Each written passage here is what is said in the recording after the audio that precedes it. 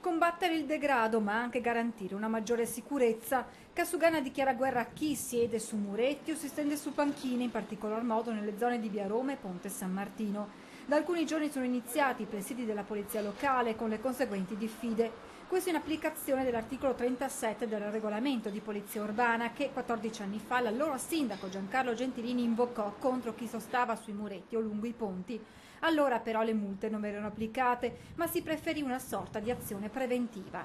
Avevamo impedito il modo di sedersi e sopra i muretti avevamo messo tutte fioriere. Nessuna distinzione tra cittadini italiani o extracomunitari, ma secondo Gentilini, visto che spesso si tratta di persone straniere, le multe, spiega, rischieranno di cadere nel vuoto. Sono multe che sono così nelle idee, ma sono un vento che non soffia e che non porta nessun vantaggio, perché sono multe irrecuperabili. Fai, caro sindaco, fai come Gentilini, metti fiori in tutti soprattutto i